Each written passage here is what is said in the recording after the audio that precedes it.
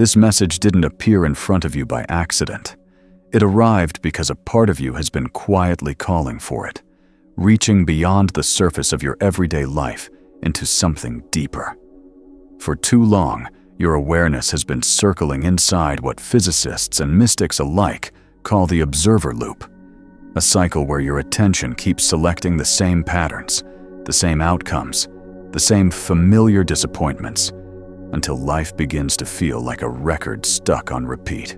Think back for a moment. How many times have you caught yourself saying, "Why does this keep happening to me?" Or noticed that the same conversations, the same frustrations, the same invisible walls keep showing up no matter how much effort you put in? That isn't coincidence. That's the observer loop holding your consciousness in place, feeding you the same template of reality day after day. But here's the truth that so many miss. You're not a passive victim of this loop.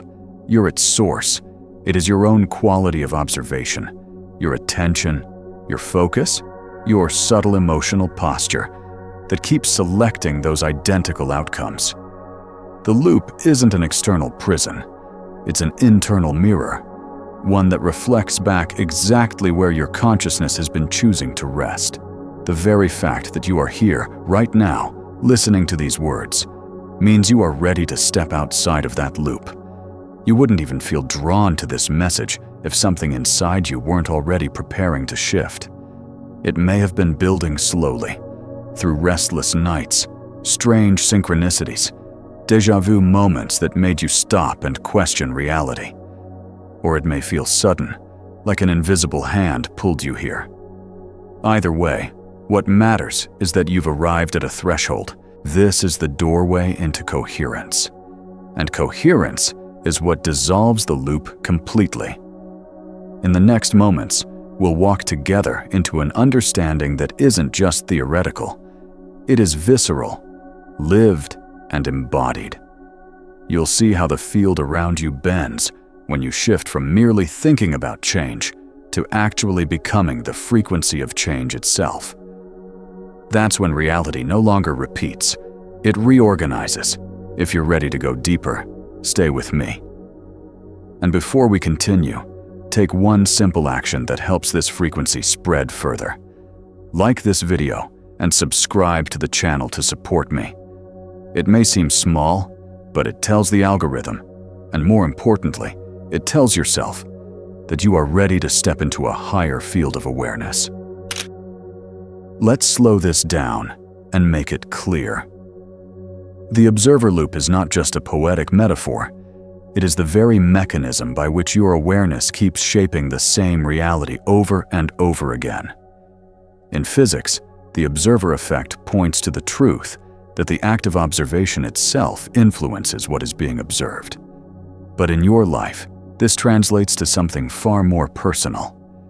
Every morning when you wake up, your mind scans for the familiar, the same thoughts, the same emotions, the same expectations. And those familiar frequencies become the coordinates your consciousness locks onto, like a GPS that automatically selects yesterday's destination without even asking you. This is why you often feel trapped in cycles. You meet different people but end up having the same conversations. You change jobs but find yourself reliving the same frustrations. Even your internal dialogue repeats, whispering the same limiting stories that reinforce who you think you are. You're not unlucky. You're not failing. You're simply caught in the observer loop, unconsciously collapsing the same set of probabilities from the infinite field of potential. Think of it like a record player stuck in a groove. The needle is working hard, spinning endlessly, but no new song ever comes through. The loop isn't proof that you're broken. It's proof of how powerful your awareness is. You are literally manufacturing reality through your observation, even if that observation has become repetitive and unconscious. And here's the secret that most people miss. The loop doesn't break by thinking harder or by forcing your way into a different outcome. It breaks by changing the quality of your attention itself. That's where we're going next. If you pause and look closely at your own life, you'll notice the fingerprints of the observer loop everywhere. It shows up in the most ordinary moments, yet it creates a deep sense of déjà vu that you can't quite shake. You find yourself replaying the same conversations with different people. Only the faces change, while the storylines remain eerily familiar. You step into new relationships, new jobs, new environments, but somehow the same frustrations and disappointments find their way back into your experience. It's not coincidence, and it's not because you aren't trying hard enough. It's because your consciousness is still scanning for the same familiar patterns, and what you observe repeatedly, you inevitably recreate. You may have also noticed something strange about time itself. On some days, minutes stretch like hours, every small task dragging endlessly, as if you're stuck in slow motion. Then, in what feels like the blink of an eye, entire weeks vanish without any meaningful progress. This distortion of time isn't random. It's the echo of your consciousness recycling the same templates of reality. It gives the illusion of movement, but beneath the surface, you're circling in place. Think about the routines you follow without question. The way you reach for your phone the moment you wake up. The familiar stream of thoughts that arrive before you've even gotten out of bed. The subtle but constant replay of yesterday's feelings. These habits aren't just personal quirks. They're the grooves of the observer loop holding your reality in place. And deep down, you've sensed this. You've felt the strangeness of being awake in a life that feels too predictable, too scripted, as if you've already rehearsed these lines 1,000 times before. That unease isn't a flaw, it's a signal. It's your inner intelligence nudging you to see the loop for what it really is. A self-perpetuating cycle that only dissolves when you stop feeding it with unconscious attention. Now here's where many people get lost.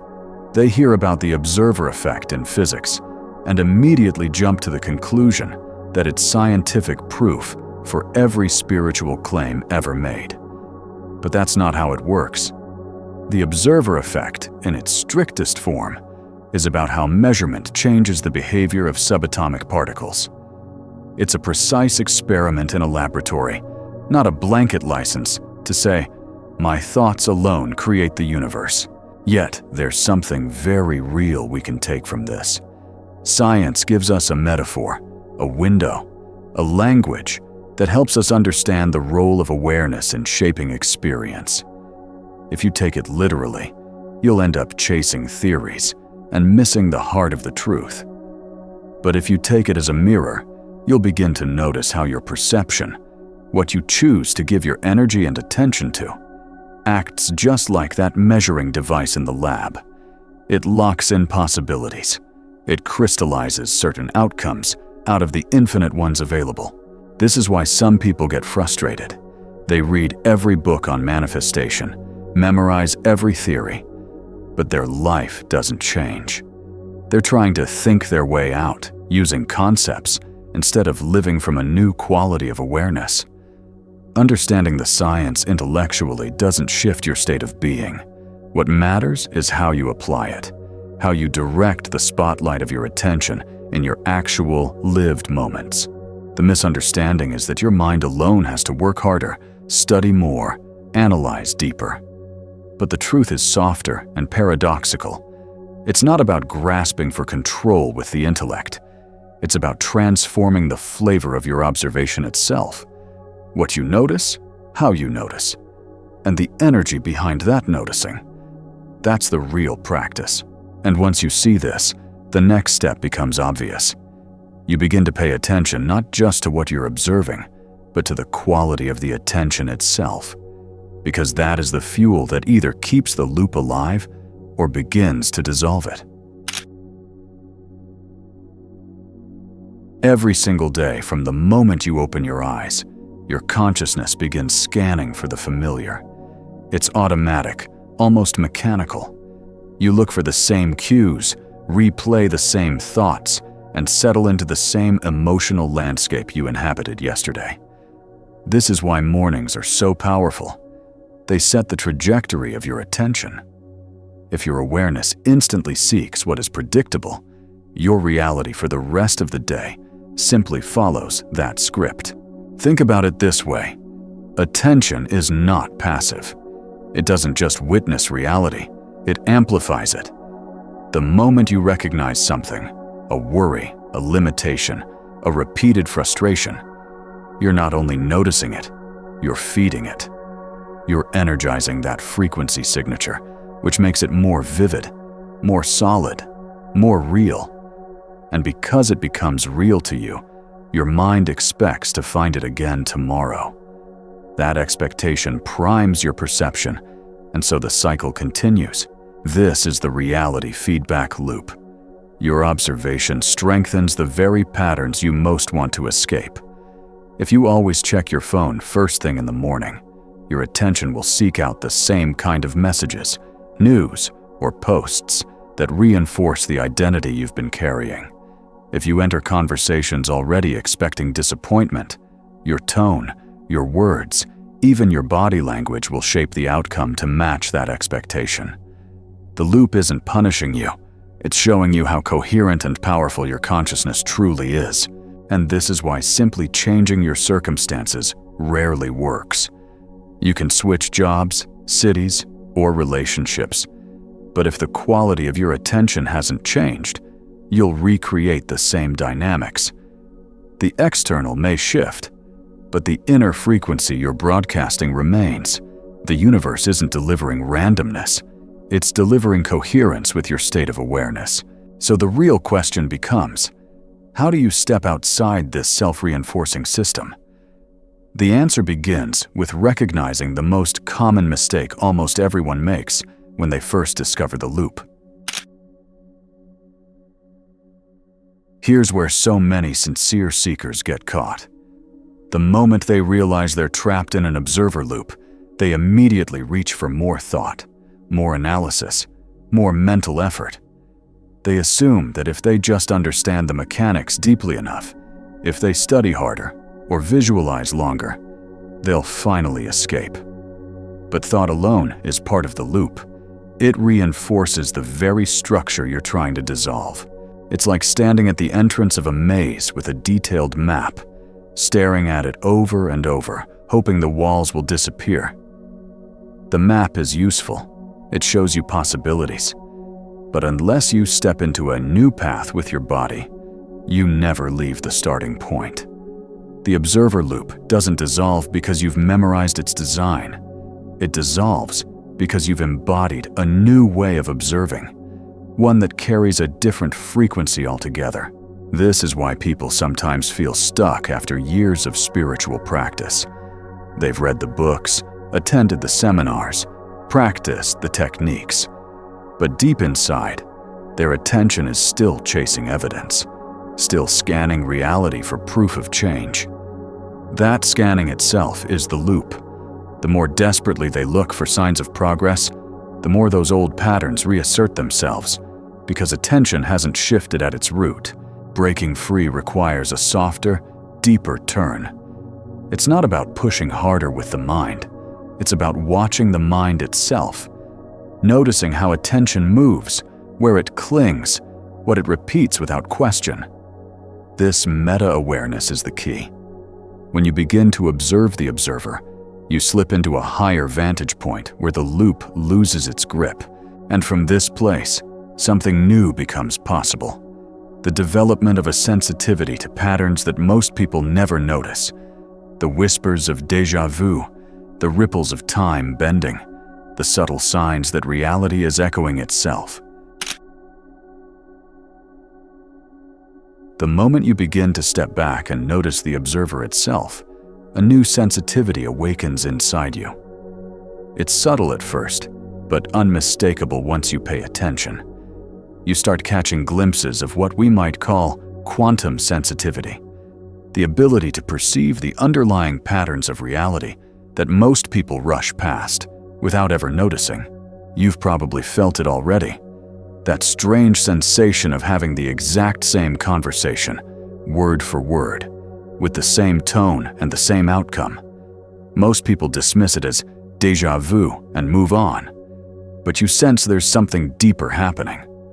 What you're touching is a temporal echo, a brief moment when your awareness pierces through the disguise of repetition and sees the loop in action.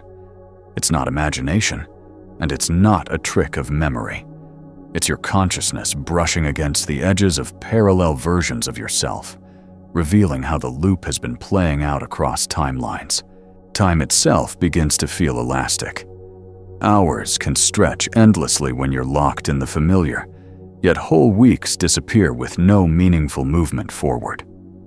On the other hand, when you touch a new frequency, when you slip just slightly outside the loop, time expands in luminous ways. A single moment floods with insights, synchronicities cascade, and you feel as though you're tapping into knowledge you never studied, wisdom that seems to arrive from nowhere. These aren't random downloads. They are memories from future selves, versions of you who have already walked out of the loop and are sending back signals through the field. And yes, this can make you feel isolated. Try to share these experiences, and people may look at you as though you're speaking a foreign language. They're still content to live within linear time, repeating predictable patterns. But you've glimpsed behind the curtain. You know reality is more like an ocean of possibilities, and most people are treading water without realizing they can swim. This heightened sensitivity is not a burden. It's a signpost. It shows you that the loop is already beginning to weaken. What once seemed solid and unquestionable is now showing its seams. And once you've seen those seams, you can never fully go back to believing reality is fixed. As your sensitivity deepens, the world around you begins to reflect it in uncanny ways. What used to feel like coincidence now carries the unmistakable signature of synchronicity. A book practically falls off the shelf at the exact moment you need its wisdom. A video shows up in your feed, as if the universe curated it just for you. A stranger echoes back the very words you've been silently repeating to yourself. These aren't accidents. They're confirmations that your field is resonating at a new frequency, and reality is rearranging itself in response. Even technology starts to behave differently. Have you noticed how your phone sometimes seems to anticipate your thoughts? The song that plays exactly when you need it, the post that surfaces at the precise moment it answers your question, the uncanny way devices glitch when you're out of alignment or flow effortlessly when you're coherent. Technology is not separate from consciousness. It is entangled with the same electromagnetic web that your awareness moves through. What feels like randomness is often your own frequency reflected back to you through digital mirrors. And then there are animals. Pay attention to how they respond when your energy shifts. Birds holding eye contact longer than usual. Cats and dogs gravitating to you with unusual intensity. Even wild animals pausing, as if sensing something in your field. These are not mystical fantasies. Animals are exquisitely tuned to energy signatures, and when yours begins to move beyond the observer loop, they feel it instantly. They know coherence when it walks into a room, and they trust it in ways most humans have forgotten. All of these reflections, synchronicities, technology mirroring your inner state, the behavior of animals, are reminders that the field is interactive. Reality is not a fixed stage where you're a powerless actor. It's a living, responsive mirror. The more coherent your consciousness becomes, the more clearly that mirror shines back the truth of who you are becoming. But just before the breakthrough, something else often happens. The mirror doesn't just reflect beauty and alignment. It also amplifies pressure. The field begins to destabilize, creating turbulence that can feel uncomfortable, even overwhelming. And that is the sign that a phase transition is near. When you stand on the edge of transformation, life doesn't always feel smooth or graceful. In fact, it often feels the opposite. There's a tension that builds inside you, a sense of urgency, as if time itself is running out. You may notice restlessness in your body, an unsettled energy that won't let you rest, or an underlying pressure that whispers, something has to change now. This is not anxiety in the ordinary sense. It is what physicists might call phase transition pressure, the same invisible force that builds inside water just before it turns to steam. From the outside, it can look like chaos. Old patterns seem to intensify, the same arguments reappear, obstacles surface out of nowhere, doubts and fears push against your resolve. But this turbulence is not proof that you are failing. It is proof that the loop is destabilizing. Just as a chrysalis looks like confinement from the outside, the internal truth is that everything inside is reorganizing into something unimaginable. What once felt like limitation is actually the very friction that prepares you for flight. This pressure is sacred. Without it, the leap would never happen.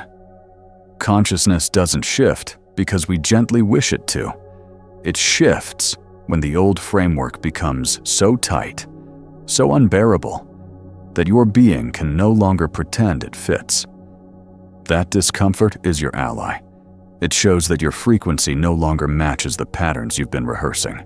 But here's the critical part. How you relate to this turbulence determines whether you break through or retreat.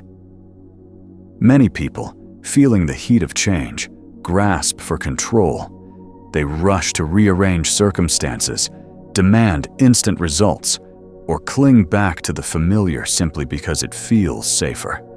That grasping pulls the loop tight again. The invitation is different. Instead of fighting the turbulence, you learn to breathe through it, to allow the pressure to move energy through your system, like steam rising from heated water. The chaos is not the end. It is the prelude. It means you are moments away from the breakthrough phase. This is the most delicate and powerful moment in the entire transformation process. You can feel the energy building inside you, like a tide that's no longer content to stay hidden beneath the surface. Most people, when they reach this stage, make a predictable mistake. They try to direct the surge immediately toward external changes. They want relationships to shift, money to appear, circumstances to transform overnight. But the loop doesn't dissolve by changing what you observe. It dissolves by altering how you observe. The breakthrough phase is not about control. It's about surrender. Imagine energy moving through you like water finding its path down a mountainside. It doesn't need to be told where to go. It carves new channels naturally. Your task is not to build dams or reroute the current. Your task is to open, to soften, to let the current move through your awareness without resistance. The more transparent you become, the more easily new frequencies can organize your reality from the inside out. This is where your body often speaks first. Sleep patterns may shift. You may feel tingling in your skin, surges of warmth or waves of restlessness that don't fit neatly into ordinary explanations. Your cravings change. The foods and habits that once felt comfortable suddenly fall away. These are not random disruptions. They are signals that your DNA, your nervous system, even the intelligence of your cells is reorganizing to support a higher frequency of coherence. The temptation is to push back, to tighten, to demand familiar ground. But every time you resist, the turbulence intensifies. The more you let go, the smoother the transition becomes. Breakthrough does not happen because you force it. Breakthrough happens because you finally stop clinging to what must fall away. And when you reach this place of surrender, the loop begins to unravel before your eyes. Old patterns lose their magnetic pull. Situations that once hooked your attention dissolve. You start to feel, not just think, that something entirely new is possible. This is the quiet crossing point, where the prison walls begin to crumble, not because you fought them, but because you no longer agreed to live inside them. I want to pause here and share something personal, because I know many of you will feel the echo of your own experience in mine. About 3 years ago, I thought I was further along on my spiritual path than I really was. I was meditating daily, reading everything I could about consciousness and the quantum field, practicing affirmations and visualizations as if my life depended on them. From the outside, it looked like progress. From the inside, though, I was restless and frustrated. No matter how much inner work I did, the same patterns kept showing up in my life. Every morning, I would wake up and immediately scan my reality for proof that I was changing. I looked for signs that my techniques were working, evidence that my life was finally moving forward. I thought I was being conscious, but what I was really doing was tightening the loop. My attention was glued to the familiar. The more desperately I looked for progress, the more those same frustrations reappeared, as if the universe was mocking my effort. I remember one morning vividly. The light was spilling into my meditation space through half-drawn curtains, painting golden stripes across the floor. I was sitting cross-legged, frustrated tears in my eyes, asking myself why nothing was shifting. Then it hit me with a clarity that was almost painful. I wasn't just observing my reality. I was manufacturing it through the exact way I was observing. My mind had become like a record player stuck on one track, and every attempt to fix it with more thought, more effort, more searching was only deepening the groove. That was the moment something cracked open. Instead of trying to force change, I turned my attention toward the observer itself. I watched the way my awareness moved, the places it habitually landed, the patterns it clung to. For the first time, I wasn't observing my life. I was observing the observer. That shift alone loosened something I hadn't been able to budge in years. From there, everything began to reorganize. My relationships shifted, not because other people changed, but because I was no longer unconsciously selecting for the same old dynamics. Creative projects that had been stalled suddenly came alive with ease. Even my health improved. Tension I had carried for years began to dissolve, as if my cells were finally being fed with new information instead of the same recycled stress signals. But the most profound realization was this: I was not alone. There were others across the world awakening to the same recognition, breaking their own observer loops, and somehow we were finding each other.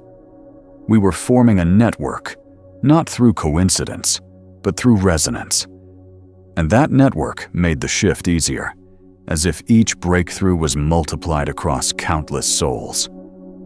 That personal crack in the loop taught me something I couldn't have learned from any book. Coherence is not an idea you chase. It is a state you embody. And once you embody it, everything around you responds.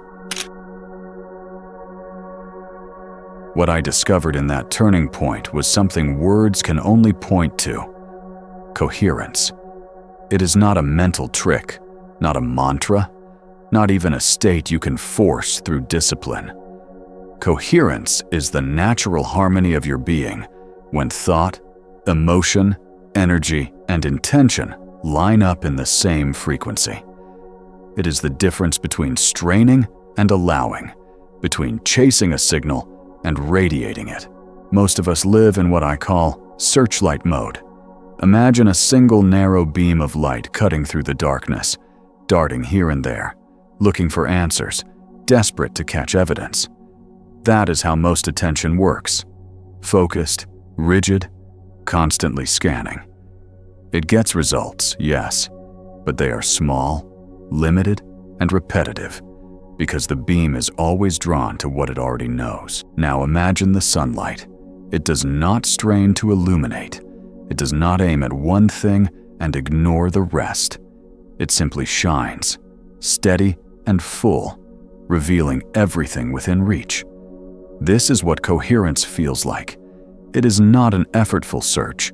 It is an effortless presence. When your awareness stops trying to control reality like a searchlight and instead begins to shine like sunlight, something extraordinary happens. The loop cannot hold. Coherence softens the grooves of repetition because it carries no demand, no desperate need to find proof. Instead, it stabilizes you in a state where reality naturally begins to reorganize itself. Your body relaxes, your breath deepens, your mind feels spacious rather than clenched. From this place, synchronicities multiply, not because you forced them, but because your frequency is clear enough for them to flow. And the truth is, coherence isn't something you create. It is something you uncover.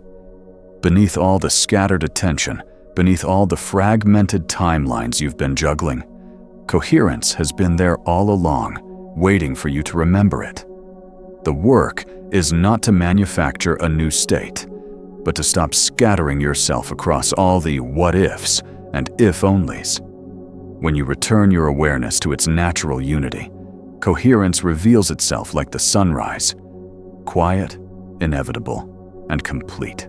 This is why some people seem to live in effortless flow, while others struggle endlessly in similar conditions.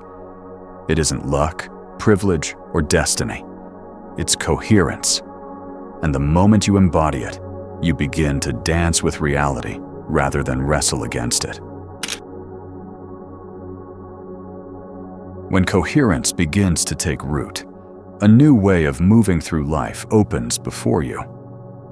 I call it coherent uncertainty, a paradox that becomes the most natural state once you've felt it. It means being fully present, fully engaged, yet not attached to how the outcome must look.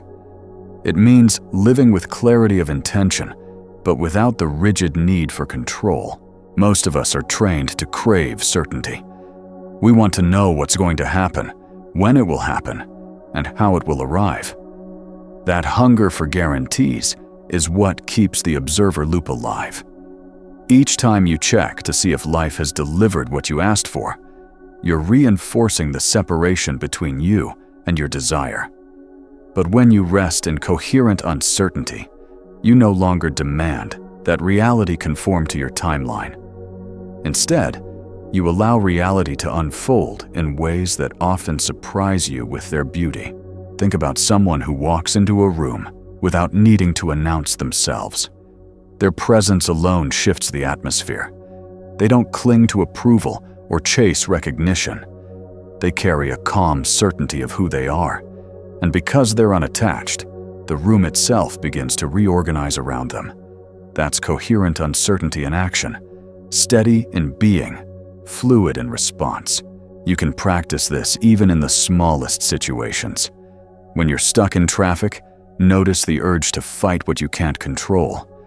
Then soften, breathe, release the outcome of when you'll arrive, and suddenly the ride feels different. Or in conversation, rather than rehearsing how you want the other person to respond, enter with openness. Let the exchange flow where it naturally wants to go, and watch how the quality of connection deepens. Coherent uncertainty is not about apathy or indifference. It's the opposite. It is full engagement with reality, but without the weight of grasping. It's a dance, not a battle. And once you learn to dance, life stops recycling the same rigid moves. It begins to surprise you, delight you, even astonish you, because you've made space for possibilities that the loop could never allow. As coherence deepens and uncertainty becomes something you can rest in, reality itself starts sending signals that the loop is losing its grip. These signs are often subtle at first, but once you notice them, they become impossible to ignore. Synchronicities multiply, not the kind you can brush off as coincidence, but the kind that leaves you staring, wide-eyed, at how precisely the universe has orchestrated events. Conversations align, opportunities arrive without effort, and your inner questions are answered in ways too specific to dismiss. Technology also begins to echo your state of being. Your phone rings just as you think of a friend. The right article surfaces the moment you need clarity. Sometimes electronics glitch when you're out of alignment, then work flawlessly when your energy steadies. To some, these are random quirks.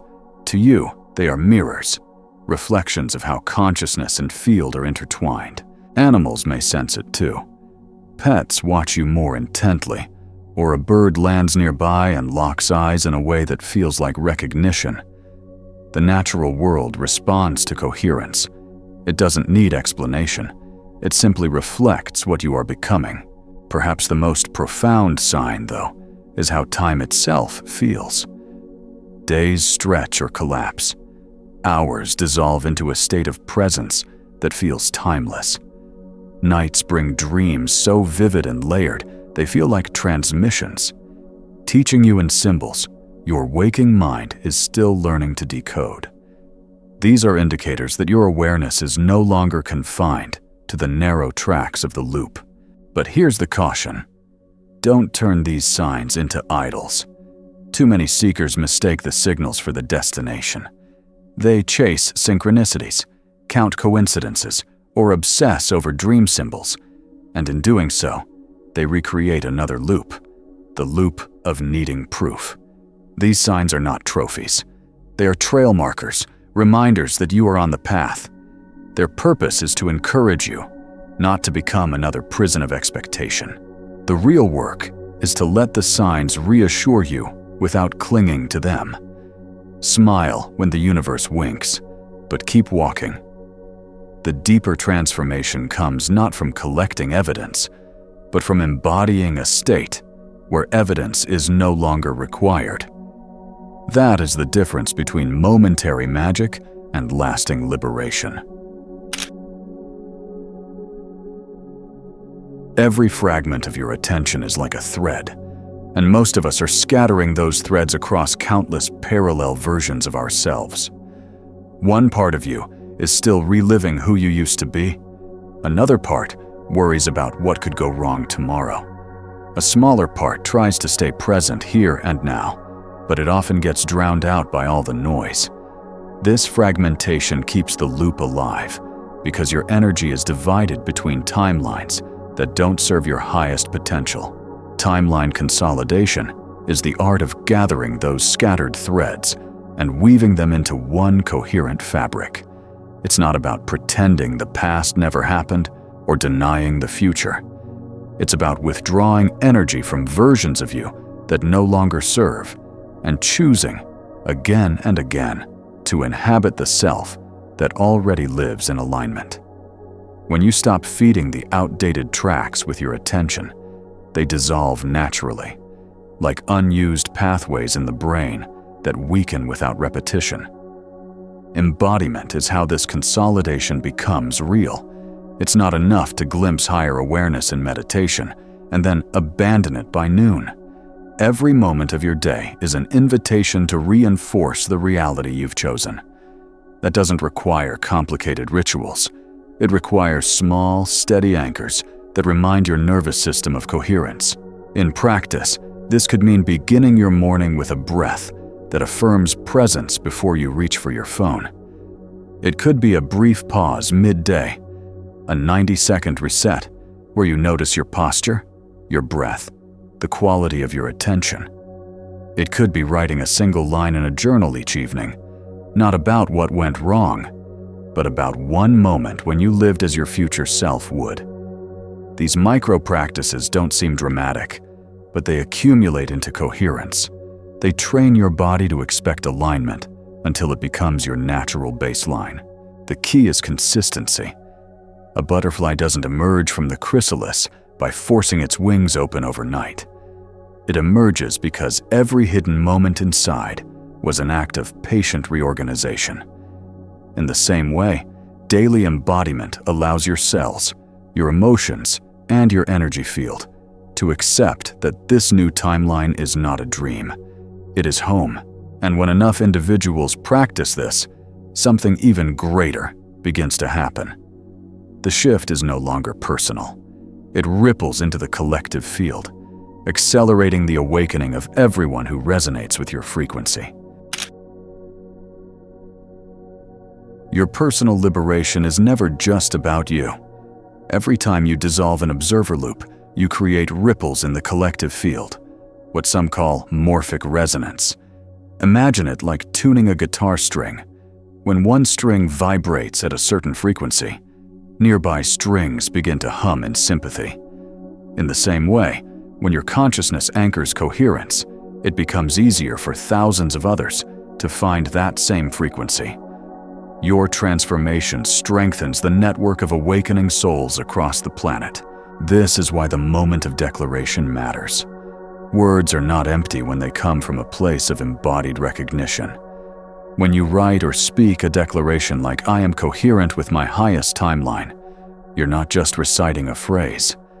You're sending a signal through the quantum field, aligning your consciousness with the version of reality that has been waiting for you. It's not performance, it's resonance. The act of stating it creates an energetic entanglement that draws you closer to that timeline with every breath. And when thousands declare together, the resonance amplifies.